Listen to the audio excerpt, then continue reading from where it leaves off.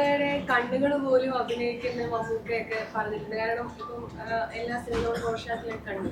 ഇപ്പം കൂമലിലായാലും ആസിഫിക്കുണ്ട്. എങ്ങനെയാണ് ആസിഫിക്കയിലേക്ക് തന്നെ അടുത്ത ഒരു ഇൻവെസ്റ്റിഗേഷൻ ജോണലിലേക്ക് ഒരു മൂവി ആസിഫിക്കയെ കൊണ്ട് തന്നെ ചെയ്യിക്കാം, അങ്ങനെ എങ്ങനെയാണ് എത്തിയത് ആസിഫിക്ക എന്ന ഒരു കാസ്റ്റ്?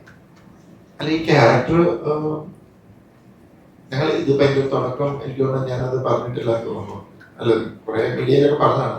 ഇത് ഹിന്ദിയിൽ ചെയ്യാനിരുന്ന പ്രൊജക്റ്റാണ്. ഒരു 5 വർഷം മുമ്പ് അവിടുന്നാണ് ഇതിന്റെ കഥാകൃത്ത് അപർണ എന്ന് പറഞ്ഞൊരു ലേഡിയുടെ കഥത്ത് ഒരു ശ്രീനിവാസ് എന്ന് പറഞ്ഞൊരു ചെറുപ്പക്കാരൻ സ്ക്രിപ്റ്റ് എഴുതി സീനോട്ട് ഉണ്ടാക്കി വന്നു. പിന്നെ ഞങ്ങൾ ഇരുന്ന് വർക്ക് ചെയ്തു ഹിന്ദിയിൽ. അപ്പൊ ഇതിനകത്ത് ഫീമെയിൽ ക്യാരക്ടറാണ് ഈ കഥ കൊണ്ടുപോകുന്നത്. അതിന്റെ കൂടെ വളരെ ഇമ്പോർട്ടന്റ് ആയ രീതിയിലുള്ള ക്യാരക്ടറൈസേഷൻ ഒന്നാണ് ഈ പറഞ്ഞ ഹീറോ ക്യാരക്ടർ. പക്ഷെ ഹിന്ദിയിൽ ഒരു പ്രോബ്ലം എന്താണെന്ന് വെച്ച് കഴിഞ്ഞാൽ ഹീറോയ്ക്ക് പ്രോമിനൻസ് വേണം ഭയങ്കരമായ രീതിയിൽ.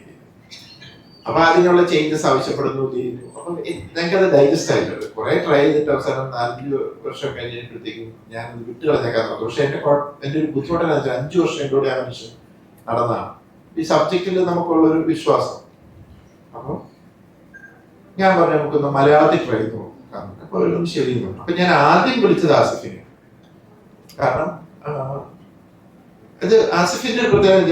ഞാൻ ഇതിനു മുമ്പ് കൊമൻ വർക്ക് ചെയ്തപ്പോഴും ചെയ്ത് പല സിനിമകളും ഒക്കെ നോക്കാൻ വേണ്ടിയിട്ടുണ്ട്. ഇപ്പം റോഷാക്കുന്ന പടത്തിനകത്ത് എന്താണ് ആ കണ്ണുകൾ മാത്രമേ ഉള്ളൂ, പക്ഷെ അത് ചെയ്തില്ലേ, അത് ഭയങ്കര പേരും കിട്ടി. അപ്പൊ അത് എനിക്ക് ഇത്രയും സ്ക്രീൻ സ്പേസ് ഉള്ളൂ എന്ന് ഓർത്ത് ചെയ്യാതിരിക്കുന്നതല്ല. അതിനകത്ത് അത് ആസിഫിന്റെ ഇന്റലിജൻസ് ആണ് ഞാൻ നോക്കും. അപ്പൊ എനിക്ക് ഇത് ഞാൻ ആസിഫിന്റെ അടുത്ത് പ്രസന്റ് ചെയ്തു, ഇതാണ് സംഭവം. അപ്പൊ ഒരു ഔട്ട്ലൈൻ പറഞ്ഞു. എന്നോട് പറഞ്ഞു എനിക്കിത് സ്ക്രീൻ പ്ലേ ഒന്ന് ഡീറ്റെയിൽ ആയിട്ട് കേട്ടാൽ പറയാൻ കേട്ടാന്ന് പറഞ്ഞു. ഞാൻ സ്ക്രീൻ പ്ലേ പറഞ്ഞപ്പോൾ ചേട്ടാ ഞാൻ ചെയ്യാം, ഒരു കുഴപ്പമില്ല. അത് കഴിഞ്ഞിട്ടാണ് ഞങ്ങൾ ആ പറഞ്ഞതിലേക്കും ബാക്കി കാസ്റ്റിംഗിലേക്കും പോയത്. ഞാൻ ഇപ്പൊ തുറന്നു പറയാണ്, ഇത് ആസിഫ് സത്യം ആസിഫ് അത് ചെയ്തില്ലെന്ന് പറഞ്ഞിട്ട് ഒരു പ്രൊജക്ട് ഉണ്ടാവില്ല.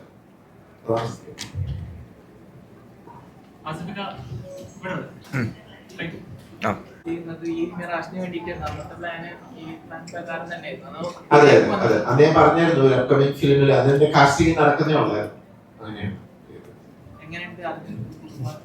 നിങ്ങൾ കണ്ടിട്ട് വിലയിരുത്തുക, ഞാനല്ലോ പറയുന്നത്.